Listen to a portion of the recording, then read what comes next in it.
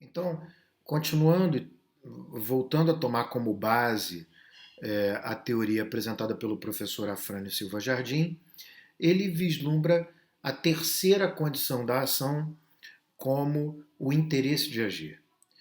Essa é uma condição muito rechaçada pelos teóricos da teoria própria do processo penal, mas o Afrânio adota o interesse de agir, reconhece que o interesse sempre está presente nas ações penais condenatórias, na medida em que a ação penal condenatória sempre pleiteia a condenação às penas do artigo em que está em curso o réu, e, portanto, para que uma pena seja aplicada, é preciso haver um provimento judicial sobre o fato, né? Então sempre haveria interesse, né? Não há como estabelecer realmente a medida de uma necessidade, no caso concreto, porque sempre há necessidade da ação ser proposta para obter uma condenação a alguma pena, na medida em que, digamos assim, não é possível impor pena sem isso, né? Sem provimento judicial. É, Porém, o Afrânio identifica a necessidade da condição do interesse de agir, sobretudo nas ações penais não condenatórias, como é o caso, por exemplo, do habeas corpus. Né? Ações que não pleiteiam condenação, é preciso verificar pela narrativa se de fato aquele provimento pleiteado ele é necessário ou não é necessário, se tem interesse ou não tem interesse. Seria o caso, por exemplo, de verificar o interesse na propositura de um habeas corpus, tem natureza de ação penal, né? Então, de um habeas corpus, por exemplo, preventivo. Né? Só haveria interesse se de fato o sujeito está sofrendo alguma ameaça no seu direito de ir e vir. Se não houver alguma ameaça no direito de ir e vir, então não há interesse em propor aquela ação. Então, o Afrânio sustenta que o interesse de agir é efetivamente uma das condições. Tá? Fernando da Costa Torim Filho, clássico autor do processo penal, muito respeitado, que também trabalha com teoria geral do processo aplicada ao processo penal, identifica que o interesse de agir também se verifica na obrigatoriedade de que se apresente prova mínima.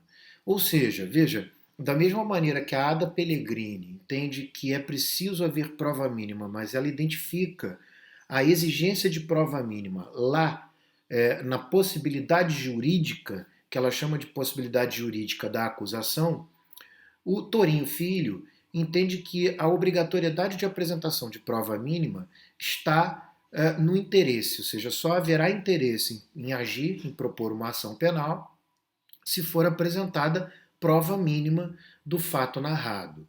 Tá? Então, essa é uma importante posição do Torinho. O Afrânio já não trabalha com essa compreensão de interesse, mas a prova mínima está, como eu já havia falado no bloco anterior, está na teoria do professor Afrânio. Para ele, existe uma quarta condição que não é própria de todas as ações, não é genérica, não faz parte da teoria geral do processo, não faz parte das ações genéricas, ou seja, das condições, perdão, genéricas comuns às ações civis e penais. Então, o Afrânio identifica que a ação penal tem uma condição que as ações civis não têm, e que antigamente ele chamava de justa causa. Para o Afrânio, justa causa era exatamente essa prova mínima, esse suporte probatório mínimo daquela narrativa apresentada pelo Ministério Público. Mas em 2015, o professor Afrânio apresentou um novo artigo em que admitia que, pela nova estrutura do Código de Processo Penal, pelas reformas de 2008, ele já não poderia mais chamar a quarta condição de justa causa.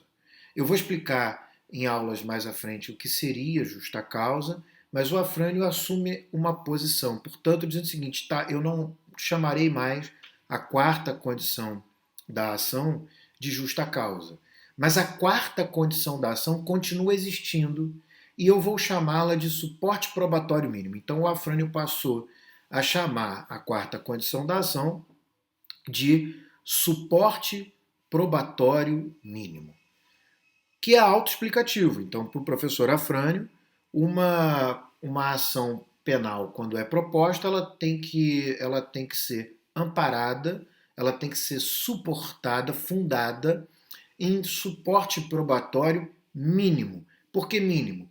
Porque, obviamente, eu não preciso, não pode precisar de prova cabal para que a ação seja proposta. Não é?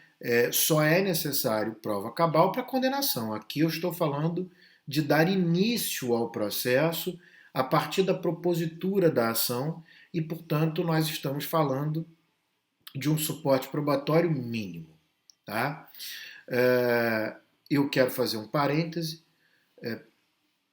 Entendo a posição tanto do Afrânio, como da professora Ada, como do professor Fernando da Costa Torim Filho, que é necessário que a ação esteja amparada em alguma informação, porque, caso contrário, ela pode vir a ser usada como objeto de perseguição pessoal. Eu só não chamaria de suporte probatório, porque, como nós já vimos anteriormente, só se pode chamar de prova aquilo que é produzido no contraditório judicial. Tá? Então, me parece que o ideal seria dizer que é preciso ter suporte informativo mínimo, né?